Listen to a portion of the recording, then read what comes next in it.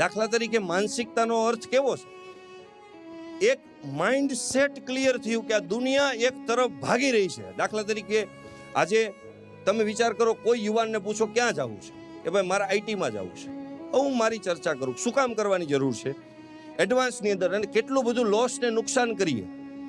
આ દરેક પારિવારિક જીવનની અંદર પણ આવશે, ખાલી ધંધાની વાત નથી, ઓલ ઓવર દુનિયાની વાત છે. હું 10માની અંદર ભણતો એટલે મારે ડિપ્લોમામાં એડમિશન લેવાનું. મારી સાથે એન્જિનિયરિંગમાં 3 વ્યક્તિ હતા કે જેને જવાનું. ત્યારે એક એવો ક્રેઝ હતો કે જેની સૌથી વધારે ટકાવારી આવે એને ઈસીમાં ઇલેક્ટ્રિકલ કોમ્યુનિકેશનની અંદર એડમિશન લેવાનું, કે સૌથી સારું મેરિટ હોય ને એને ત્યાં જવાનું. એ સમયનો માઇન્ડ થ્રોટ આ હતો ભણતરનો. એક તમને હું કહું, 5 વર્ષ પહેલાનો માઇન્ડ થ્રોટ કેવો હતો? એક એન્જિનિયરનો સમય ગયો, પછી ડોક્ટરનો આવ્યો. સમજો, માઇન્ડ સેટ એક થ્રોટ પ્રમાણે આખી દુનિયા જાય છે. તમને એમ લાગે છે કે હું ચાલુ છું, એમ ના.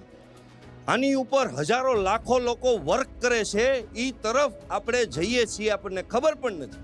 તમને ખબર છે 1 કલાક આપણે રીલ્સની અંદર ટાઈમ બગાડી નાખીએ છીએ? નથી ખબર. કારણ કે એની ઉપર લાખો લોકો વર્ક કરે છે કે તમને કઈ વસ્તુ ગમે એ જ વસ્તુ બતાવે, એ જ વસ્તુ તમે જુઓ. અને મગજની અંદર એક સરસ મજાનો કેમિકલ છૂટે જેની અંદર બહુ મજા આવે. એટલા માટે સમય આપણો નીકળી જાય. ટૂંકમાં આપણા ઉપર વર્ક થઈ રહ્યું છે, કામ થઈ રહ્યું છે. જો એ જ ફ્લોની અંદર આપણે ચાલ્યા જઈશું તો ઘણું બધું ચૂકાઈ જશે. તો જે વાત કરી, માનસિકતા એવી બંધાણી, જે માનસિકતાની અંદર એવી માનસિકતા કે જેની પાસે બળ છે એ લીડર. શોર્ટમાં બળના આધારે પ્રભુત્વ હતું. મારે ચર્ચા એ કરવાની છે, પાસ્ટનો થોડોક અભ્યાસ કરાવીને આવનારા 200 વર્ષ તરફ. 200 વર્ષની અંદર શું? કારણ કે માણસ એ માટે બન્યો જ નથી. 24 કલાક ઈશ્વરે કોઈ દિવસ આપણને 26 કલાક નથી કર્યા. ભગવાને કોઈ દી આપણને 26 કલાક નથી કર્યા કે ભાઈ તમે આટલી પ્રોગ્રેસ કરો છો. ભગવાનને કોઈ દી એમ થયું, નેચરને કોઈ દી એમ થયું કે 2 કલાક હું વધારી દઉં? તમારી મારી એટલી ઇન્કમ થઈ ગઈ દર મહિને 1 કરોડ રૂપિયાની, અને એ આપણા સમય ફાળવીએ તો હું કરોડ રૂપિયા કમાવાની અંદર આપણે પરિવાર સાથે નહીં રહેવાનું, અથવા તો પરિવાર સાથે રહેતા રહેતા આપણે ઈ કેલ્સી મારીએ કે આટલું નુકસાન થઈ ગયું. તો આ થ્રોટ પ્રોસેસ કઈ? જો આટલી બધી પ્રોગ્રેસની અંદર આ નેચર આપણને મદદરૂપ થતું હોય, આ પ્રકૃતિ આપણને મદદરૂપ થતી હોય, તો પ્રકૃતિ આપણને 24 ની 26 કલાક કરવી જોઈએ, પણ એ તો કરતી નથી. માણસ આગળ વધતો જાય છે પણ સમય એટલો ને એટલો. આજે પ્રોગ્રેસ થઈ કે આટલું મોટું હોસ્પિટલ બનાવ્યું, બરાબર, ક્યારે બનાવ્યું? રોગ વધ્યા. કોઈ દિવસ એ પ્રોસેસ કરીને રોગ વધ્યા. આજે કોઈ માણસને તમે પૂછો કે તમારા છોકરાને તમે કઈ સ્કૂલની અંદર મૂકો છો, તો કે બાજુવાળાનો છોકરો જાય છે ઇંગ્લિશ મીડિયમમાં એટલે જાય છે. હું કામ મૂકો છો? બધાય મૂકે એટલે મૂકીશ.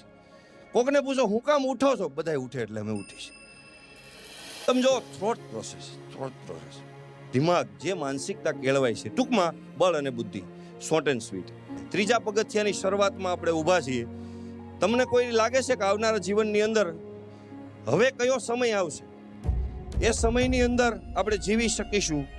મને કોઈ કહેશે કે હવે આવનારા 200 વર્ષનો સમય કઈ રીતનો છે? મને કોઈ કહેશે? કોઈ કહેશે મને કયો સમય એવો છે કે અરે ભલા માણસ, એક સભ્ય માણસ લગ્ન પ્રસંગની અંદર માણસ ન આવતો તો પ્રસંગ બંધ રહેતો. એની જગ્યાએ આજે છોકરી કેનેડામાં બેઠી હોય, છોકરો અહીં ભારતમાં બેઠો હોય, ઓનલાઈન હગાઈ થાય, ઓનલાઈન સગાઈ જોઈ. હવે આ કઈ રીતે થઈ રહ્યું છે બધું? એમ ટૂંકમાં મળતું નથી એવી વાત છે કે માણસ બીજી થઈ ગયો છે. હવે કરવાનું શું? એમ કે માણસની જે શારીરિક પરિશ્રમ હતો એ નીકળી ગયો. હવે તમે તરત જ વડાપાઉં ખાવા, પાઉંભાજી ખાવું, બરાબર, એટલે તરત જ તે તમે ઝોમેટોની અંદર, સ્વિગીની અંદર ઓર્ડર આપો એટલે તરત આવી જાય. તો શું કરવાનું? એમ માણસ, અમે પહેલા સ્ક્રિપ્ટ બનાવતા તો અમારે સર્ચ કરવું પડતું, અથવા તો પહેલા પુસ્તકોની અંદર વીખવું પડતું કે ઝવેરચંદ મેઘાણીના 10 સારા પ્રસંગો ગોતવા હોય તો ઝવેરચંદ મેઘાણીની 20 બુક ગોતવી પડે, એમાં પ્રસંગો વાંચવા પડે, મહેનત કરવી પડે, મગજ કસવું પડે, બોડીને કસવી પડે. અત્યારે ગૂગલની અંદર તમે લખો ઝવેરચંદ મેઘાણીના 10 પ્રસંગ ફેવરિટ, બેસ્ટ, એટલે તરત આવે. મગજ વયું ગયું. ટૂંકમાં એ પ્રોગ્રેસની અંદર આપણે જતા જઈએ છીએ કે શરીરને હલાવવાનું નહીં, મગજ હલાવવાનું નહીં, બેઠા બેઠા બધું થાય. આપણે કરવાનું શું? એમ ભાઈ શું હવે 3જા તબક્કાની અંદર આ દુનિયા આવનારા 50 વર્ષની અંદર ક્યાં જશે એવું શું લાગે છે તમને ભાઈ? આવતો સમય ડિજિટલ છે. અત્યારે કાર ઓટોમેટિક ચાલે છે, રાઈટ? ઓકે, હવે ઇન બધું ફ્યુચર auto- 50 વર્ષની અંદર એમ આવે છે કે કાર ઉડવાની છે. હવે વાત માનવામાં નથી આવતી, પણ ઉપર રોડ બનશે તો આ બનવાનું છે. બરાબર, એવું કહેવાનું છે તમારું? બધું ઓટોમેટિક ચાલે છે, રાઈટ? રોબોટ આવી ગયા, એઆઈ પછી આવી ગયું. આવતો સમય રોબોટનો છે. Okay. હવે એ ઓપરેશન પણ કરી દે છે, બધું જ Okay. કરી દે છે, એના વિચાર પણ આપી દે છે, બધું જ આપશે. માણસની જરૂર નહીં પડે, ઓકે બધું રોબોટિક થઈ જાય છે. ઓકે